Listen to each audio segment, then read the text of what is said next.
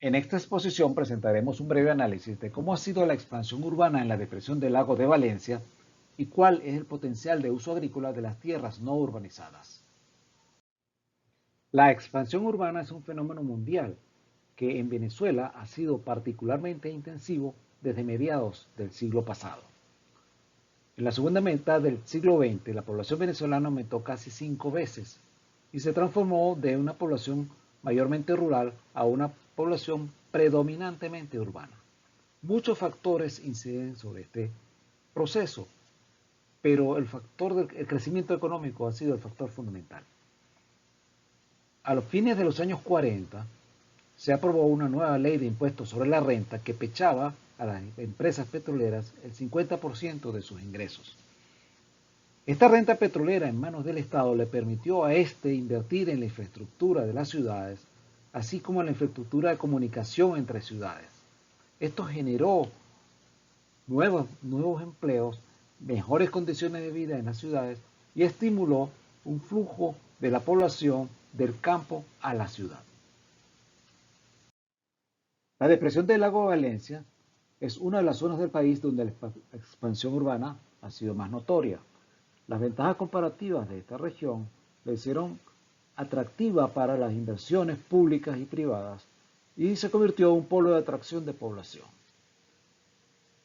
Varios autores han analizado el proceso de expansión urbana en la cuenca del lago Valencia, pero voy a referirme en particular al trabajo de Alfred Zink en 1977. Zink planteó dos salidas alternativas a este proceso. Uno lo llamó el modelo perspectivo y el otro modelo prospectivo. El primer modelo, el perspectivo, proyectaba a futuro la expansión urbana desordenada como venía ocurriendo desde los años 50. Según este modelo, para fines del siglo XX y comienzos del siglo XXI, la cuenca podría convertirse, o mejor dicho, la depresión del lago de Valencia podría convertirse en una conurbación de unos 4 millones de habitantes y en la cual todo tipo de agricultura habría virtualmente desaparecido. El modelo prospectivo, por el contrario, imponía ciertos límites a la expansión urbana y orientaba el crecimiento de las ciudades hacia aquellos paisajes donde los suelos presentaban limitaciones más fuertes para la agricultura, pero que eran aptos para el desarrollo urbano.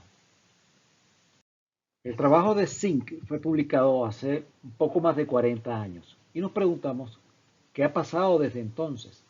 Intuitivamente percibimos que el crecimiento urbano ha continuado en forma desordenada, pero no se ha alcanzado la conurbación que se preveía. ¿Qué ha pasado entonces? Con la intención de obtener algunos datos que me permitieran ver el problema de manera un poquito más objetiva, procedí a un procesamiento digital de 4 imágenes satelitales desde 1976 hasta 2007, utilizando varias fechas de imágenes. Con los datos que obtenidos, unidos con la secuencia con los datos de Zink, nos permitió obtener una secuencia del crecimiento del área urbana en la cuenca desde 1940. Intentaré responder a las siguientes preguntas. ¿Cuántas hectáreas han sido consumidas por la expansión de las áreas urbanas y el lago? ¿Cuál era el potencial agrícola de las tierras urbanizadas o inundadas por el lago? ¿Cuál es el potencial de las tierras aún disponibles? ¿Y cómo es su distribución geográfica? Para estimar el potencial de uso de las tierras, se crearon modelos interpretativos con base en datos del Sistema de Información de Suelos de la Depresión del Lago de Valencia, SISDELAV. Este sistema contiene la información generada por el estudio de suelos que realizó el Ministerio del Ambiente en la depresión a finales de la década de 1970 y comienzo de los 80. No me detendré a explicar los detalles técnicos de esta tabla. Lo que quiero mostrar acá es cómo los datos del sistema de información de suelos fueron transformados en 4 clases de potencial agrícola de la tierra. Para esto se aplicaron los criterios que propusieron Comerma y Arias para clasificar las tierras de Venezuela por su capacidad de uso agropecuario, de tal manera que poder comparar las clases, esta interpretación de potencial agrícola con interpretaciones por capacidad de uso realizadas en otras partes del país. Entendemos por tierras de potencial agrícola alto aquellas que tienen pocas o ninguna limitación de suelo, topografía o drenaje para la producción de cultivos. Potencial mediano tienen algunas características que limitan la diversidad de plantas cultivables o hacen necesario aplicar prácticas agrícolas más intensivas o especiales. Las de potencial agrícola bajo no son aptas para la mayoría de los cultivos comunes, pero pueden ser utilizadas para pastos y algunos cultivos especiales. Y las de potencial muy bajo tienen tantas limitaciones que no deberían usarse para producción, sino para protección ambiental. Veamos ahora los resultados. El gráfico nos muestra que entre 1940 y 2017 la extensión de las áreas urbanas aumentó más de 10 veces.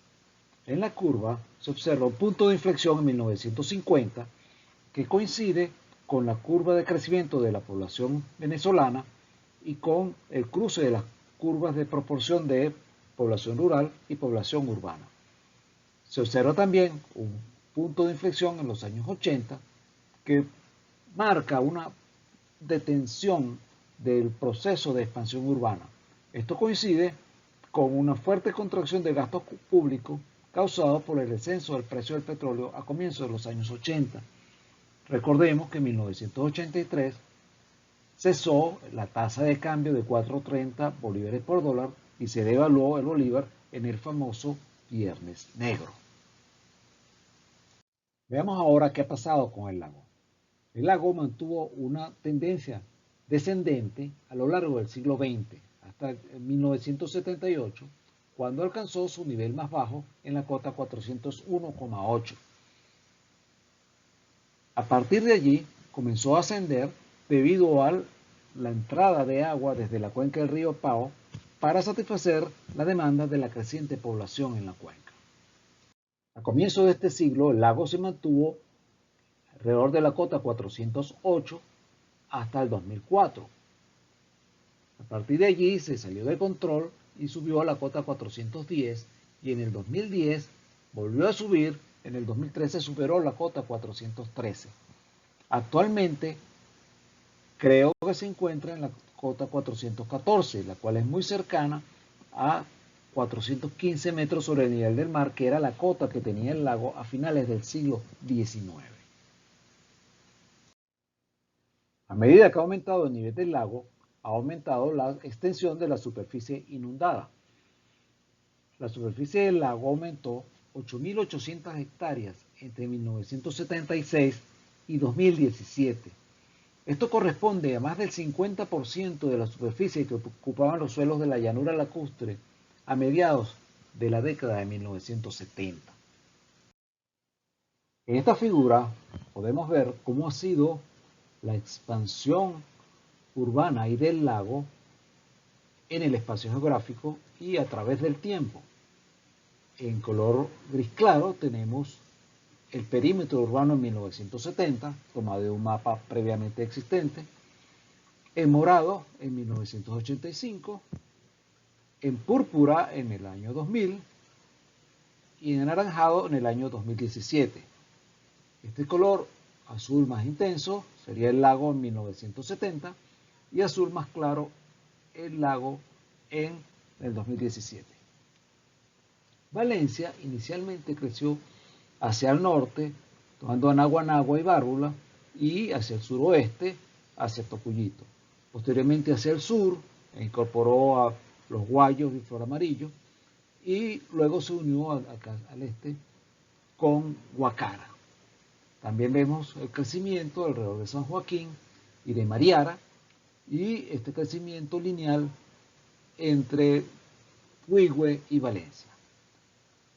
Este crecimiento lineal a lo largo de las vías de comunicación es preocupante, ocurre tanto en el sur como en el norte, en el estado Carabobo, y vemos que tiende a formar un anillo alrededor de la llanura lacustre que terminará aislando a esta llanura lacustre del resto de la depresión. En el estado de Aragua, Maracay, que estaba unido a Turmero a través de a Turmero no, a Palo Negro a través de una zona militar, creció hacia el este inicialmente y se unió a Turmero y a Cagua. Aquí también vemos con preocupación la tendencia a formar un anillo alrededor de esta área agrícola de tierras de alto potencial agrícola si se unen Cagua, Santa Cruz y Palo Negro. Estrangularían esta zona agrícola de importancia. Vemos también el crecimiento aquí en La Victoria y el Concejo y desde Villa de Cura hacia Tocorón.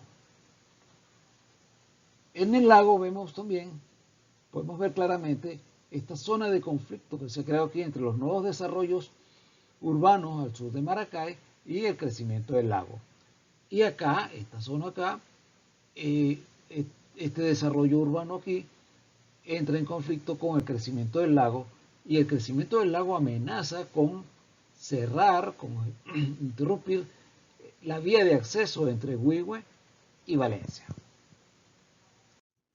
¿Cuál era el potencial agrícola de las tierras incorporadas al uso urbano o inundadas por el lago?